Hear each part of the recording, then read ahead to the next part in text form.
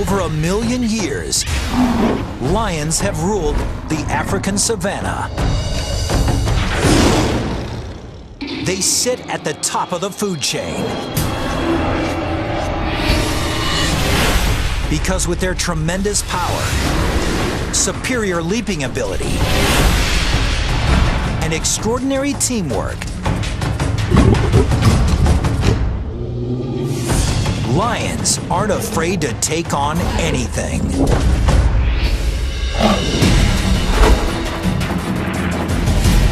The lion, king of the beasts, seen like it's never been seen before, from the inside out,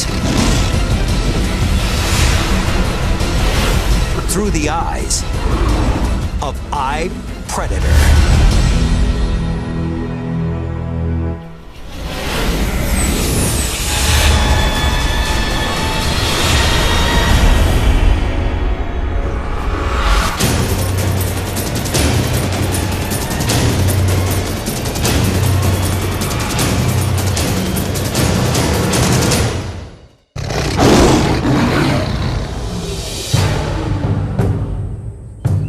It's mid-September in East Africa, the dry season. These 12 adult lions and 6 cubs live together in a pride, an extended family that stays and hunts together for life. This season is particularly hot and dry, and much of the lion's prey is beginning to migrate to greener pastures, which means fewer hunting opportunities.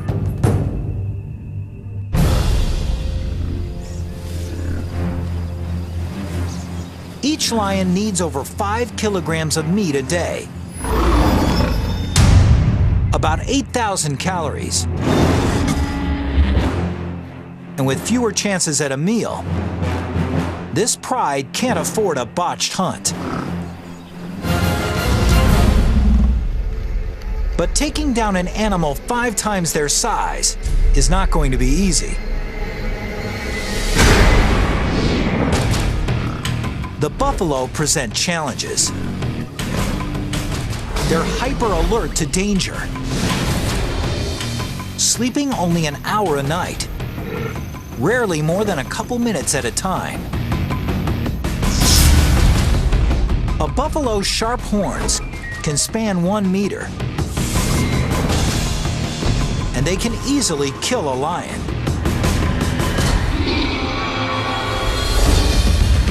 And buffalo protect their own. Smaller and weaker members stay in the middle of the herd, with mostly males forming a protective ring around the perimeter.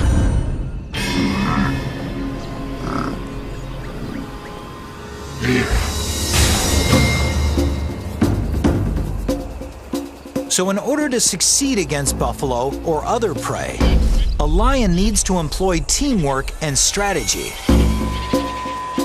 A lioness can catch a buffalo, but they can't bring it down by themselves. On the other side, a lioness could certainly eat a gazelle, but it can't catch a gazelle. It's not fast enough. So he's got this really tough. You need friends. You need friends. If these lions are going to share a meal of buffalo, each of them has to play its position well. Some are faster. They're able to run down the animal quicker. Some have the power, and they're a better animal for grabbing the muzzle of an animal or taking him down. Certain lions will find that they're more apt for doing certain challenges.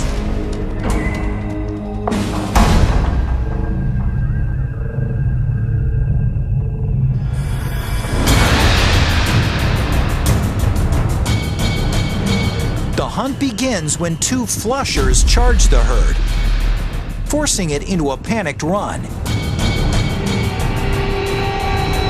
Then one of the pride's 2 strikers assesses the situation. She scans the herd, deciding which animal to target. She's looking for weaknesses, singling out the young or sick buffalo, or one that strayed from the herd. In a matter of seconds, she's found the target. A buffalo cow with one broken horn. Any fight serious enough to break something as durable as a horn probably did more serious damage to this buffalo. The average lioness can reach a top speed of 54 kilometers per hour. But the strikers, the fastest and most agile lions in the pride, can reach speeds of over 60 kilometers per hour. One striker races past one of the flushers and launches into an attack. She does this with incredibly engineered claws. Each paw has 4 sharp forward-facing claws and a backward-facing dew claw, each sitting in its own ball and socket joint, independently suspended. So as the buffalo tries to buck the lioness, she's able to continually adjust her hold. And that's no easy task.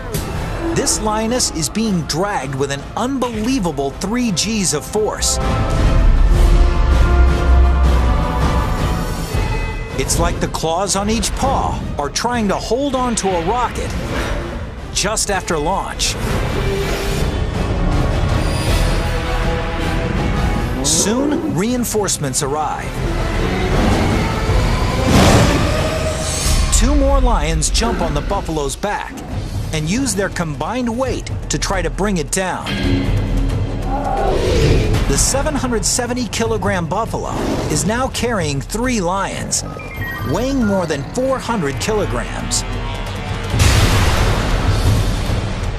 One lioness digs in with her massive canines, while another covers the buffalo's nose and mouth with her own mouth. Within 15 seconds, the buffalo experiences the onset of oxygen deprivation. He panics. This incites a spike in heart rate and rapid body movement, which, rather than conserving what little oxygen he has left, eats it up. The buffalo starts to lose consciousness. His muscles relax. Finally, it's over. But after all that hard work, the star huntress may not even get to eat.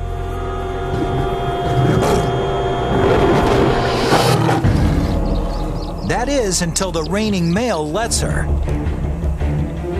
He'll eat almost 20 kilograms of buffalo before the females get a bite.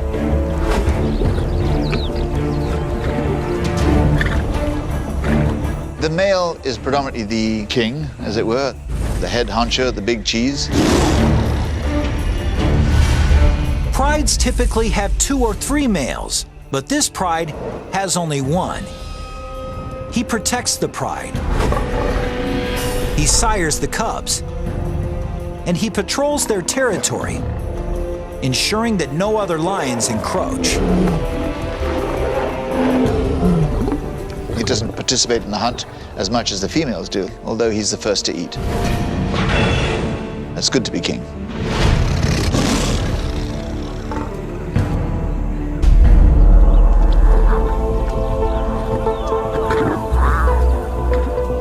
It was a particularly good kill. The 450 kilograms of meat will net the pride 700,000 calories, enough to sustain them for nearly a week. The pride eats.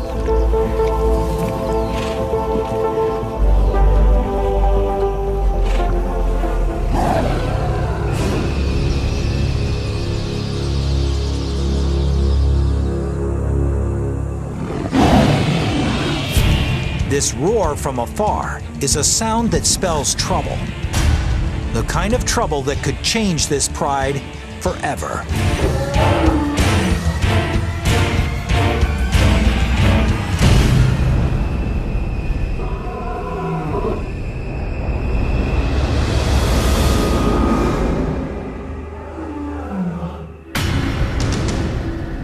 an intruder is approaching. But he's not interested in stealing their buffalo carcass. He's come to challenge the resident male and take over the pride.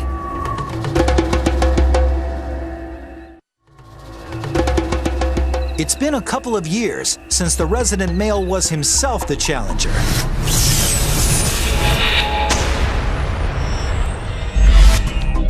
Like most males, his mane started to grow, and he reached sexual maturity at the age of 2.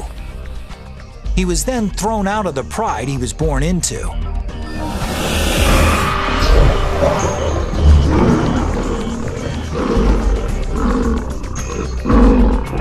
This serves an evolutionary purpose. Since he's related to all the females in his pride, he must leave in order to mate. But as a teenager, he wasn't strong enough to depose a resident male. So he roamed for more than a year, waiting for his moment to take over a pride. 2 years ago, he did.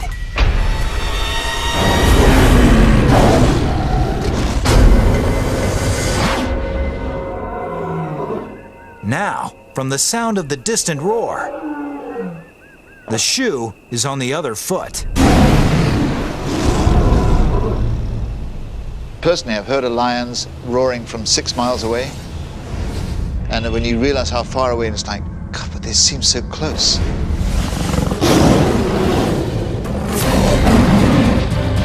A lion's roar isn't just heard, it's felt.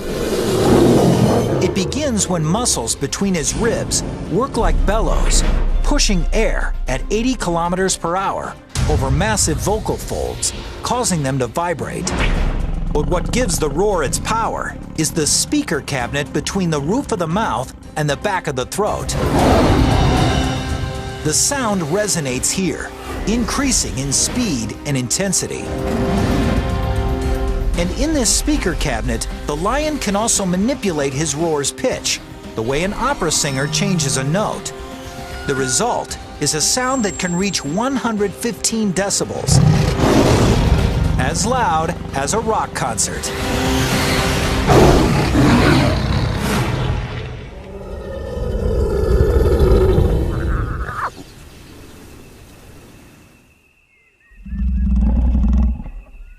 Another roar comes, from much closer this time. A series of staccato grunts with clear beginnings and endings, which make the roaring lion easy to locate. The name of the game is intimidation. I don't think they'd rather kill each other. They don't want to get hurt either, because they know if they get wounded, they're pretty much stuffed. Now, both resident and challenger have a choice. Fight or flee.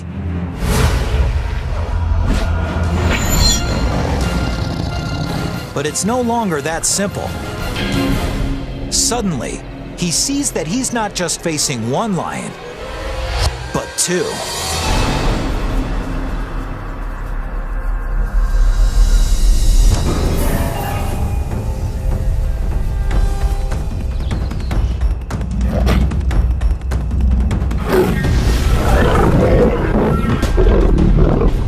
As one intruder attacks the male, the second intruder threatens the pride.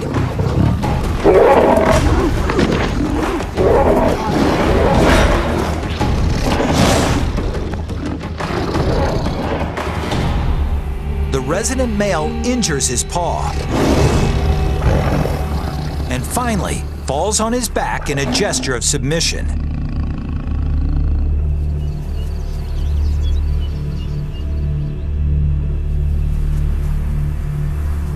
His pride and the territory are no longer his.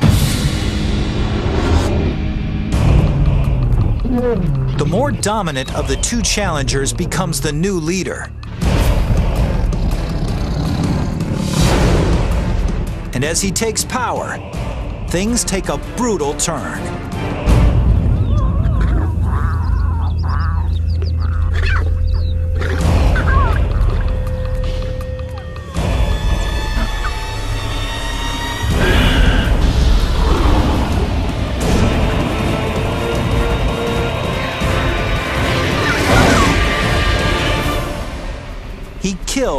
all the cubs.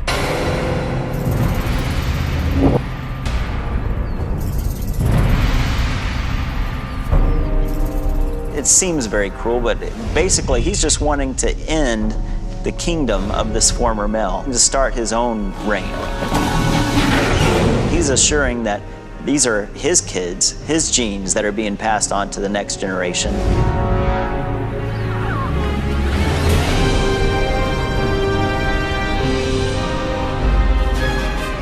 If the new leader can stay with the pride long enough for his cubs to reach adulthood, his genetic line will continue.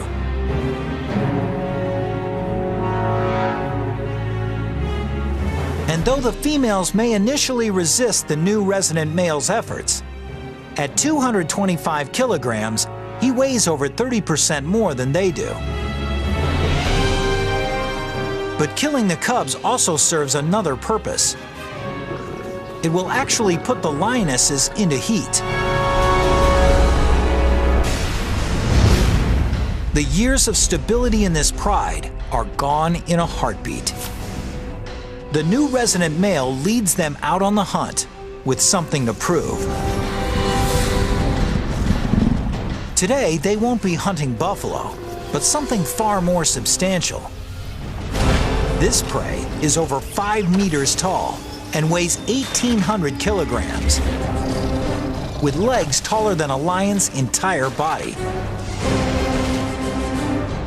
Its kick can kill in one blow. I've seen a giraffe give a sideways kick. Can you hear the crack from 100 yards away? Caved his head in. If they're going to take down something that big, the males are going to have to join the hunt. There's no rule of thumb that say males don't hunt. They do. I've seen them actually going after giraffe. And that's a big animal. You need a lot of friends for that one. They need the weight to bring this beast down. A giraffe isn't just big and strong. It's fast and agile too.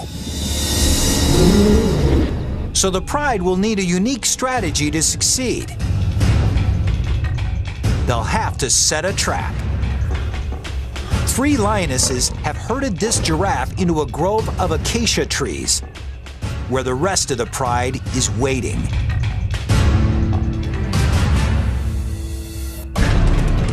The giraffe is surrounded on 3 sides by the trees, and the lions are sealing off the 4th side. With nowhere to go, the giraffe begins to panic.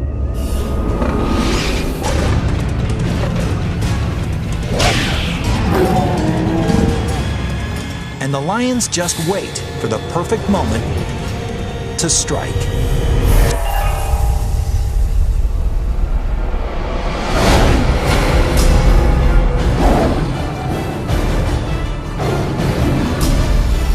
Even with an entire pride on him,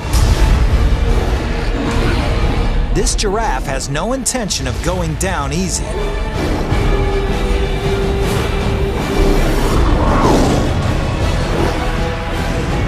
And it takes nearly an hour to kill it.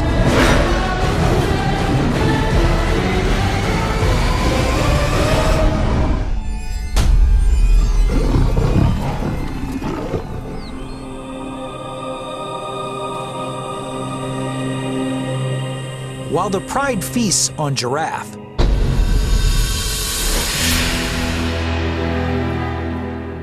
less than 2 kilometers away, the ousted male wanders alone on the savanna, getting hungrier. His paw is injured. And worse yet, everywhere he goes is another pride's territory. There could be 3 or 4 prides setting up territory within this 10 to 20 mile radius. And the only chance that he has at that point is just to try to stay undercover, make as little noise as possible, and just keep running until you get out of that pride's territory. He's used to being stealthy to stalk his prey, But now he must keep a low profile to avoid being preyed upon. 4 days ago, he took in almost 30,000 calories. But expending more than 10,000 calories a day, he's got little left in the reserve. In the blink of an eye, everything about his life has changed. Getting hungrier, he's reduced to prowling like a hyena. Meanwhile, his former pride takes its time with such a huge meal. The more than 1 million calories could sustain them for 10 days. If only they could eat the entire giraffe in one meal. Lions will eat 40 pounds of meat and just gorge themselves. They'll go wander off and get a drink of water from the nearest watering hole and then crash out for the next 18 hours.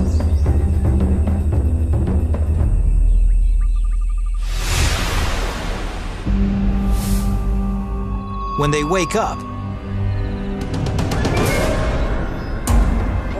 hyenas have taken the carcass and had a feast of their own.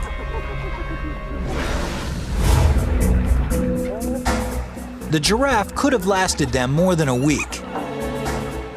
Instead, they'll be hunting the next evening.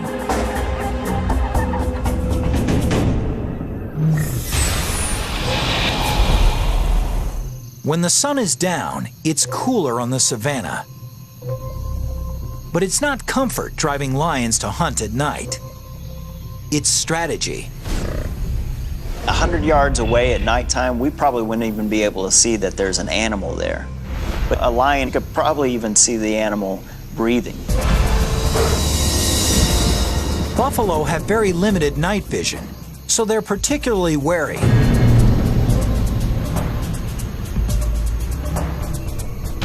One buffalo, however, wanders away from the herd. When the moon ducks behind a cloud and visibility diminishes even more, the lions, led by their striker, spring into action.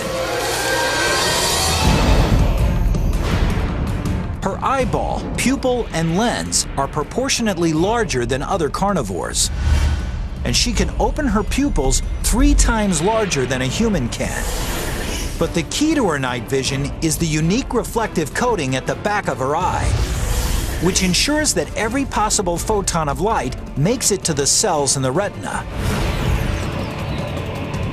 It's so effective that in the absence of the moon and stars, even without any clouds reflecting skylight, a lion's eye can produce an image better than night vision goggles.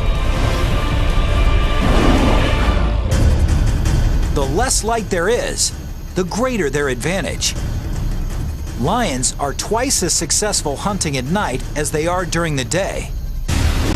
And on a moonless night, their success rate nearly quadruples. In total darkness, they're deadly. The unsuspecting bull sees nothing until it's too late.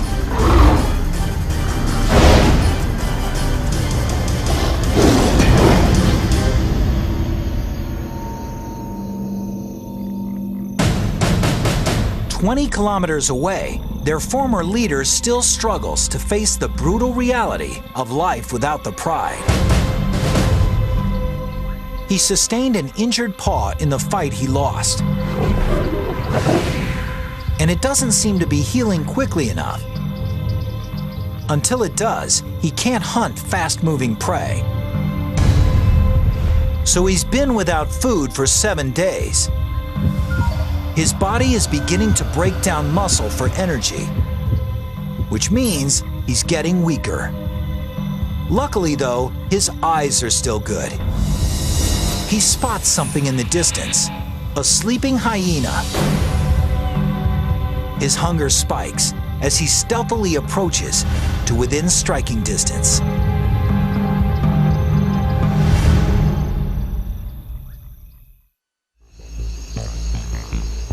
The hyena is a pretty distasteful animal to eat, and they only eat it if they have to, but it's lunch, so he can eat it. That'll sustain him for another week. Hyenas can be light sleepers, so this lion must walk in deadly silence.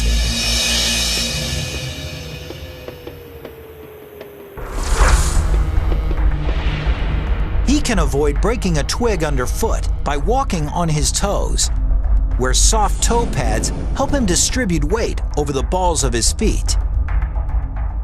So his foot seems to cup any obstacle, surrounding it with thick furry padding to muffle any sound of contact. For an approach so silent as to not wake even the lightest sleepers.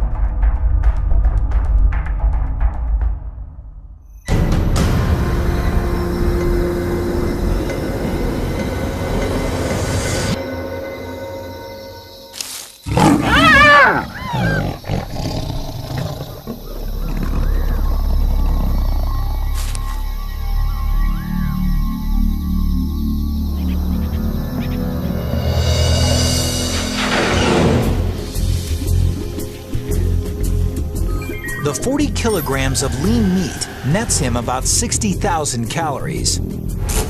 It's not a tasty meal, but he'll sleep with a full belly.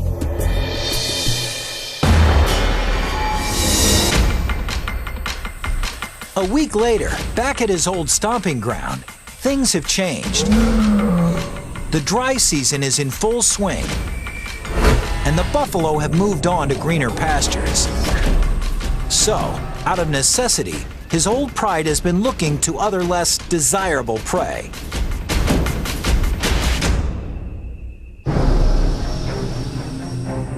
This 55-kilogram impala would provide a decent meal for the pride. But the impala is a formidable opponent. No matter how difficult the challenge, however, these lions have to try.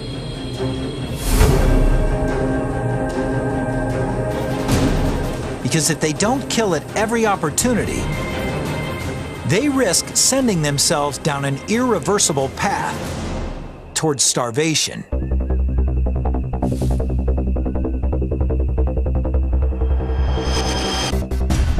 But with the impala's tremendous acceleration, one of the pride's flushers simply can't catch it. A second flusher can't either. But just when it looks like the impala will escape, the pride's fastest lion, one of its strikers, springs perfectly right at the impala's neck.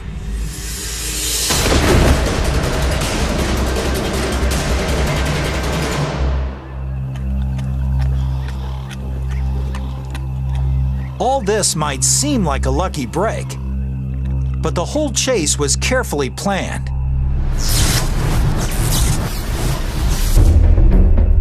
The first lioness's goal isn't to catch the impala, but to direct its course. When the second lioness lunges, it's to steer the impala straight towards the third lioness,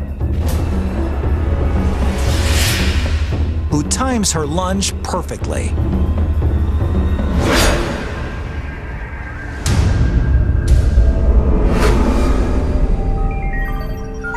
Each lioness nets about 4,200 calories. But the kill comes at a price.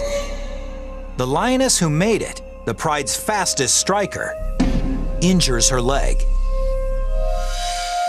And in the wild, even something like a small external wound can be worse than it looks. She's also suffered an internal injury. In captivity, the average lifespan of a lion is up to 30 years.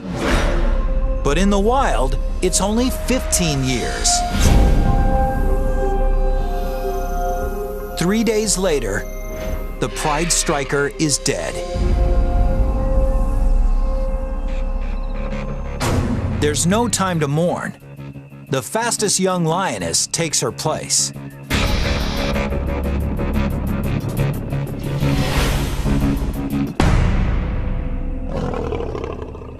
But for this pride's former leader, playing alone in a team sport, there's no such backup. He's only got himself. He may survive for a while, eating scraps or picking up whatever he can. It's been 2 weeks since the old lion was thrown out of the pride he ruled for 2 years. Since then, things have gone from bad to worse. In his heyday, the lionesses in his pride provided him with virtually all the meat he could eat. Without their help, now at a deficit of more than 50,000 calories, he's lost more than 6 kilograms. His body is feeding on itself.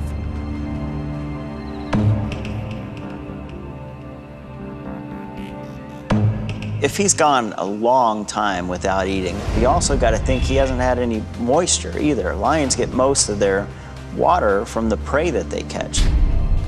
So he's extremely dehydrated, and at this point, he's in a weakened state. But the scent of a buffalo dying by a watering hole represents another chance at survival. Maybe his last chance. It's 550 kilograms of flesh. And with no other predators in sight, it's uncontested flesh. A buffalo this size could save his life if he can only manage to kill it. For him, it's truly do or die. A healthy lion could kill this buffalo with some of nature's most impressive teeth. His 7.5 centimeter canines are set 10 centimeters apart, the exact distance between the buffalo's cervical vertebrae. Slicing perfectly between the backbones, they can actually puncture the buffalo's spinal cord, paralyzing it. But heat and malnutrition have reduced this starving male's muscle mass. His canines can't get near the spine. They can't even pierce the skin. A healthy lion's canines can cut off the buffalo's flow of oxygen by clamping down around the trachea at an unbelievable 425 kilograms of force. 3 times more than a full-grown Rottweiler. But the old lion's bite force is far less than what it once was.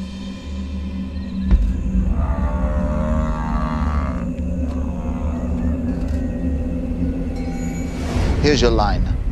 The line o' death, we'll call it. Above here is an animal that can feed itself and hunt.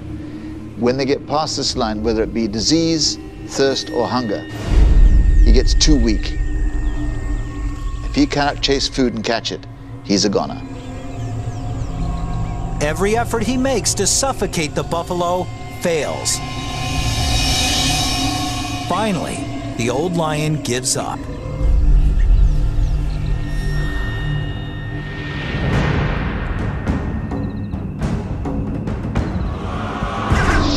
Things are only slightly better for his former pride. In the last week, they've taken only 2 antelope and a wildebeest calf.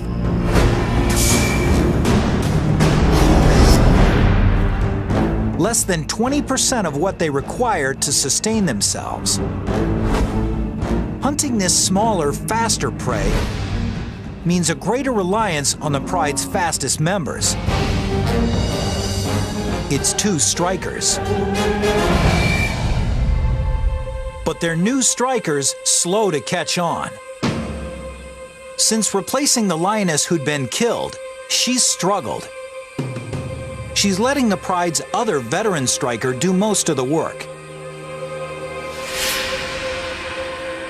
And with only 1 functioning striker, the pride suffers.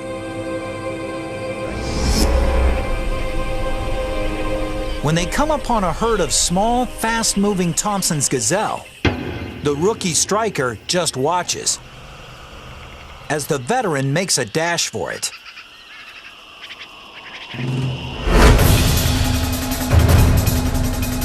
The younger, smaller gazelle isn't as fast as an adult,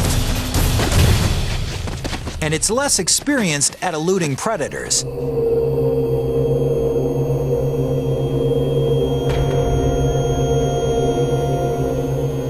The catch is small. After the pride's 2 males eat half, there's less than 1 kilogram of meat, or barely 1,000 calories for each of the lionesses. They're not just hungry, they're malnourished.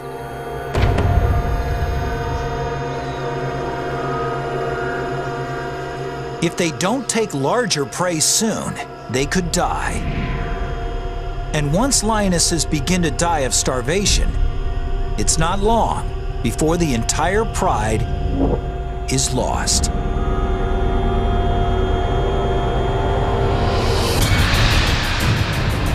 With the buffalo herds gone, and with 12 adults to feed, this pride can no longer afford to hunt small game. They have to go for whatever's in their path, no matter how dangerous.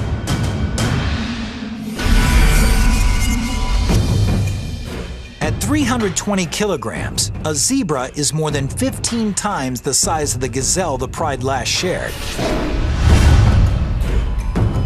One zebra could feed them all, and feed them well. But zebras are dangerous because they're so powerful. For the lioness who tries to take one, any mistake could spell disaster. A zebra has strong legs and a deadly kick, powerful enough to blind or even kill a lion if it connects. Anytime you go after a zebra, you're really putting your life in danger, I mean severely, and it doesn't take a mortal wound. It takes just a heavy bruise, a broken foot, a smashed jaw, a broken back, and you're going to be hyena lunch within 24 hours. To make matters worse, with top speeds of up to 65 kilometers per hour, a strong zebra can often outrun a lion. And the only lions in this pride who can catch them are the 2 strikers.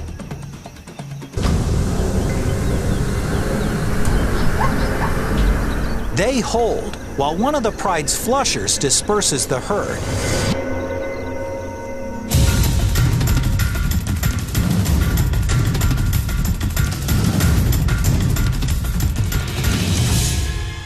The veteran striker explodes. But the untested younger striker just watches and hangs passively back.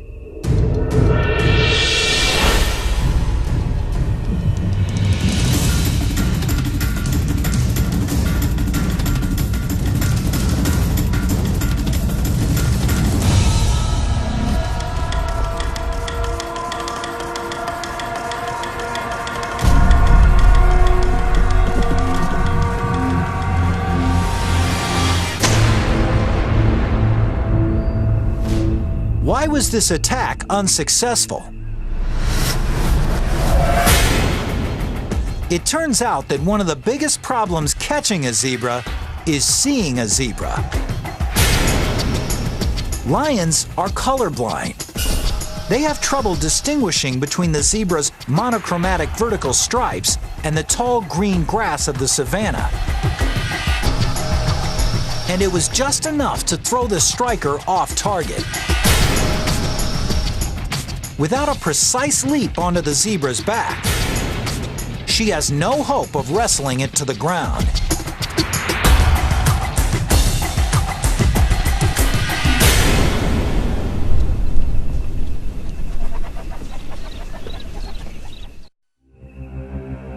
This spells disaster for the pride.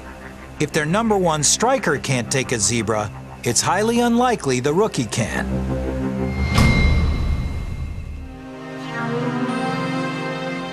The pride moves off,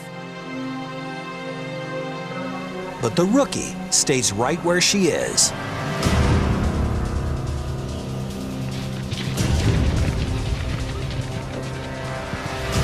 she's learned something from the other strikers' miss.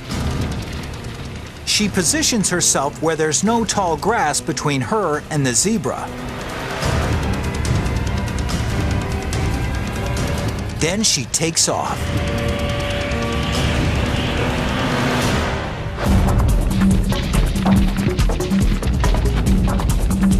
But if she's going to take this zebra down, she'll need a perfect leap and a perfect landing. A lioness is capable of leaping 10 meters. But to do so, all aspects of her anatomy need to work in perfect harmony. First, she'll need to be at the peak of her stride. She'll need extraordinary traction from her rear paws, which plant into ground moving by her at an amazing 17 meters per second. Her fore and back legs extend in perfect unison, triggering a spring-like explosion in her spine. The combination gives her the aerodynamics necessary to fly through the air.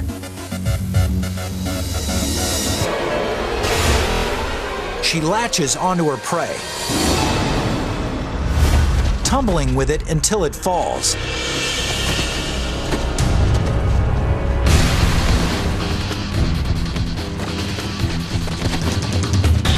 Each claw independently adjusts to the zebra's movements as it struggles. Finally, she clamps her jaws around the zebra's neck, squeezing at 425 kilograms of force and cutting off the zebra's flow of oxygen.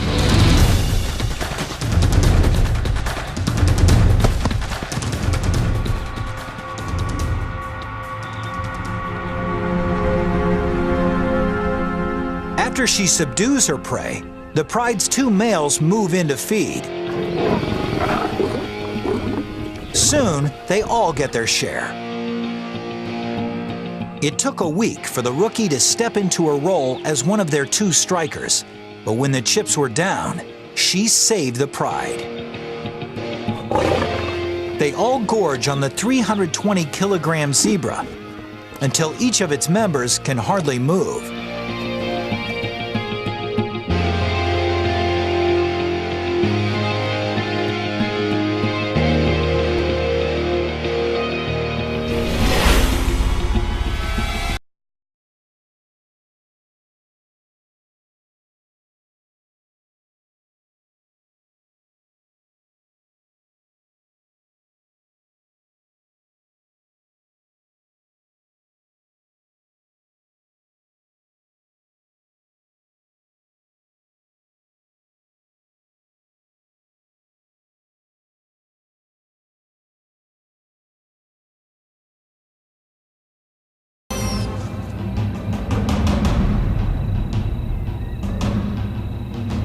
It's a cruel and lonely end for the exiled king.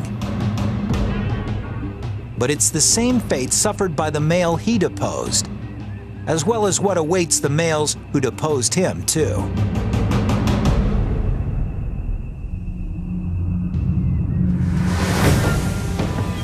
In a few months, the new resident male's cubs are born.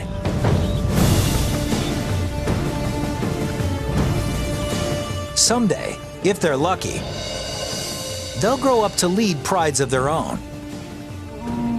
Just like someday they'll be challenged by younger males for those prides.